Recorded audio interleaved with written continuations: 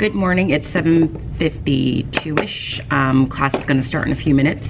I woke up this morning, I had to cut my Peloton workout short. I only did 30 minutes because I was kind of panicked about my language arts lesson today. The next passage in Study Sync that we are reading at the 8th grade level is titled Parallel Journeys, which is a book I've never heard of before. And with Study Sync, you only get excerpts of books, which is not my favorite thing always, and this is one of those times where it wasn't my favorite thing.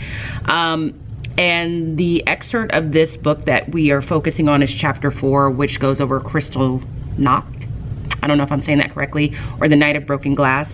And the first thing that was difficult about this excerpt is it's hard to follow, because I know that there are accounts by two different people.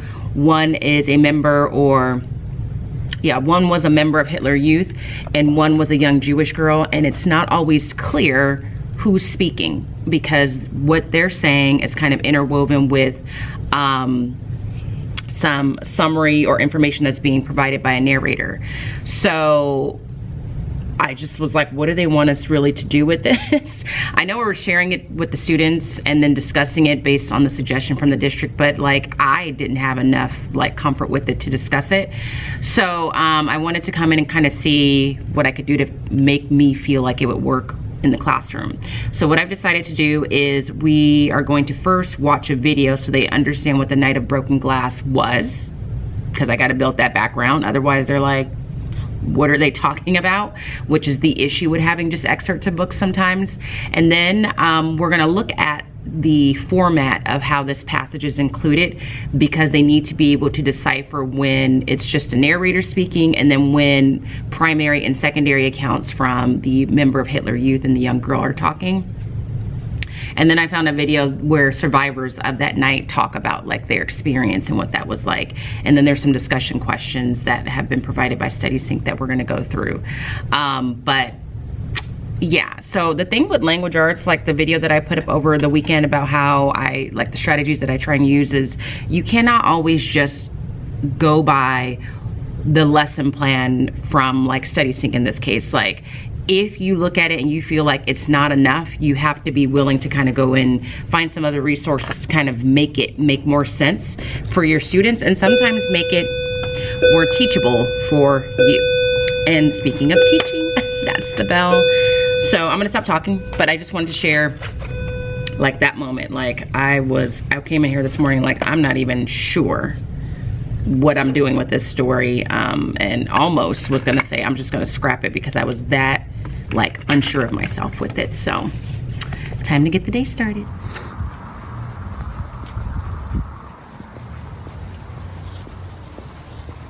Good evening. It's about probably 6:15 at this point. Almost 6:30 at this point.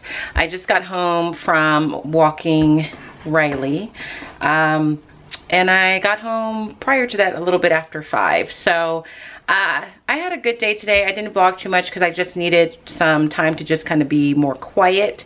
But this morning I know I checked in with you and let you know that I was a little worried about my language arts lesson with the next segment of Study Sync, which was Crystal Knot. Or not, was that the name of it? No, it was called Parallel Journeys, and it was about Crystal Knot, or Night of the Glass, in Germany.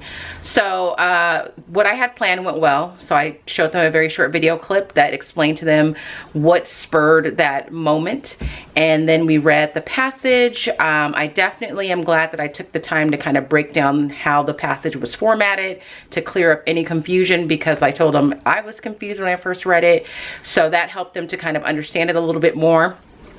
And in my classes we had some pretty good discussion about like the two people in the passage, one being a member of Hitler Youth and his response and his reaction to what was going on, and the other person being a girl named Helen who ends up in the concentration camps.